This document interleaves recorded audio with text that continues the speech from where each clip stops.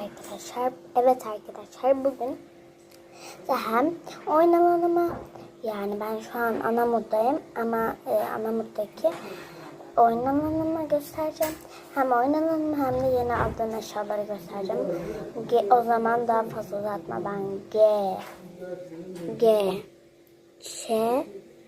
ilk başta burada bir seksek var.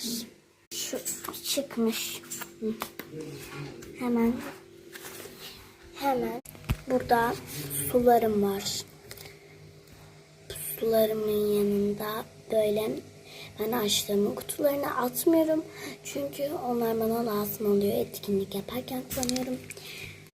Sonra burada bir doktorculuk setim var. Böyle muayene etme 2 tane var. Pamuk, yumuşacık. Bir tane de böyle bir iğne var.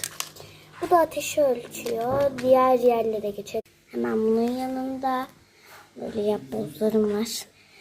Burada size bir şey göstereceğim. Arkadaşlar yani burada hayvanları gösteriyor, tamam mı? Aslan, zürafa, maymun, fil, panda, kutup ayısı herhalde. Burada da bir tane kuş var, ismini. Buradaki çocuk kim? Bu da hayvan herhalde. Burada meyve. Burada Hello Kitty yapboz.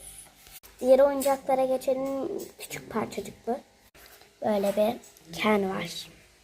Kafası.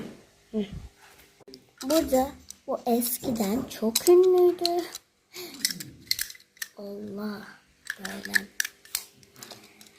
Sonra böyle boğazına kadar uzayan bir şeyim var. Sonra burada bir tane şeyim var. Şunu düzelteyim. Sonra burada Minecraft şeyim var. Burada giden şeylerim falan. Burada da çakma şeyim. Şöyle bir tane çakayım. Ve süre bitiyor. Böyle. Burada bir şeyler var. Bunu çıkartayım. Sırada yeni aldığım eşyalara geçtik.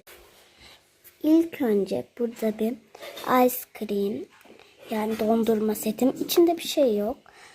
Böyle kapları. Normalde bu da bunlardan, bu da bunlardan. Ama bunların yerini değiştirdim. Burada liste var. Burada da donut var. Burada böyle yeni aldığım bir stick. Bunun video açılımı gelecek. Bir tane böyle 3 kademeli bir